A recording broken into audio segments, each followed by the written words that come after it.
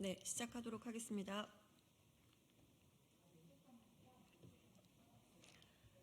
R&D 예산 반토막 내놓고 법인카드로 고급 식당 투어를 다니다니 정말 뻔뻔한 정부입니다. 대통령실 출신인 조성경 과학기술정보통신부 차관이 법인카드를 부적절하게 사용했다는 의혹을 받고 있습니다.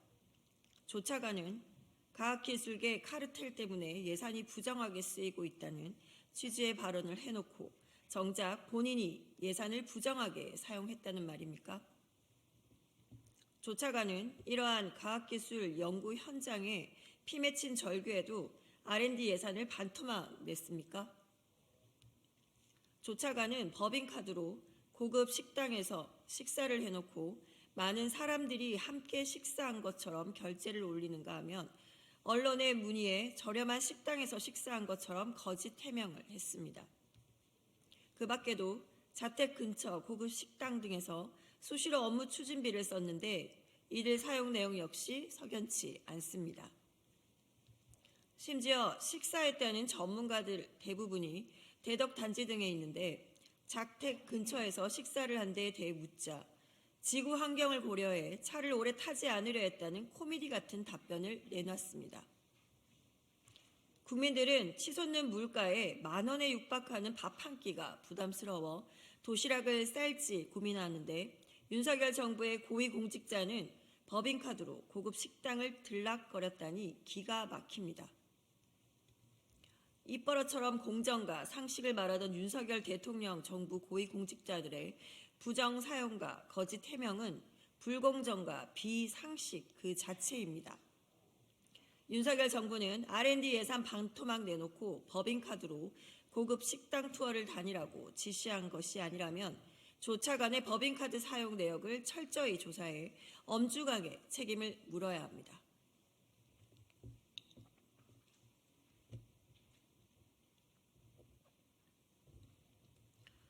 정치 혐오 부추기는 것이 한동훈 위원장식의 정치 개혁입니까?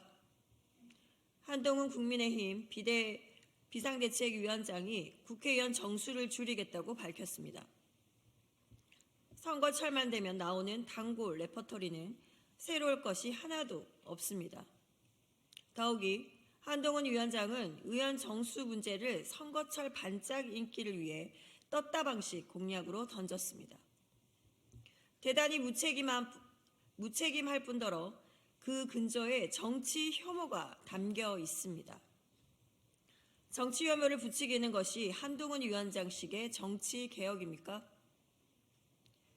우리와 인구가 비슷한 국가의 국회의원 1인당 인구수를 보면 영국은 46,000여 명, 프랑스는 73,000여 명입니다.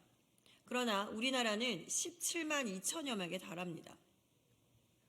국회의원 한 명이 대변해야 하는 국민의 수가 많으면 그만큼 대표성이 떨어지고 국민의 목소리를 제대로 반영하지 못할 우려가 있습니다. 이 문제는 어떻게 해결할 것입니까? 무엇보다 국회의원 정수의 조정은 포퓰리즘으로 접근할 것이 아니라 선거구, 선거제도 등 우리 정치제도의 개편과 함께 논의되어야 합니다. 또한 단순히 수를 늘리고 줄이는 문제를 떠나서 국회의원이 어떤 역할을 얼마나 잘 수행하도록 하고 특권을 어떻게 내려놓을 것인지 등 고민해야 할 문제가 산적해 있습니다. 한동훈 위원장이 줄이겠다 한마디로 끝낼 수 있는 문제가 아닙니다.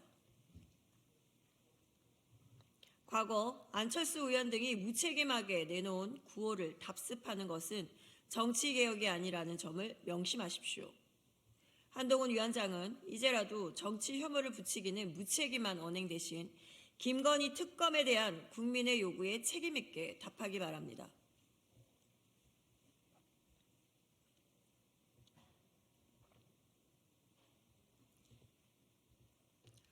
법원은 군대 내 성범죄를 막을 의지가 있기는 합니까? 고 이해람 중사 사망 사건과 관련해 성추행 범행을 알고도 이를 무시하고 허위 보도를 한 혐의로 재판에 넘겨진 대대장이 무죄를 선고받았습니다.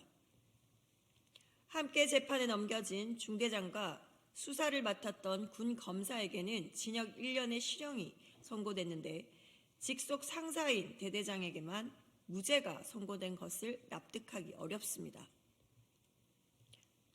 방청석에 계셨던 모친은 실신했고 부친은 통곡을 했다고 합니다. 사법부의 억장이 무너지는 유가족의 심정이 보이지는 않습니까? 사회적 약자에게 최후의 보루여야 할 사법부가 피해자의 억울함을 풀어주기는커녕 억울함의 무게를 더한 데 대해서 깊은 유감을 표합니다. 일선의 모든 책임을 전가하고 윗선에는 면죄부를 준 이번 판결은 법원의 판결이 윤석열 정부를 닮았습니다. 판결이 성범죄를 무시하고 허위 보도에도 죄가 되지 않는다는 잘못된 인식을 지휘관들에게 심어주지는 않을지도 걱정스럽습니다. 이번 판결로 지휘관들이 군대 내 성범죄에 눈을 감게 된다면 국민은 사법부를 탓할 것입니다. 법원이 군대 내 성범죄에 대한 처벌과 방지 의지를 버린 것이 아니라면 항소심을 통해 사법 정의를 바로 세워주시길 바랍니다. 이상입니다.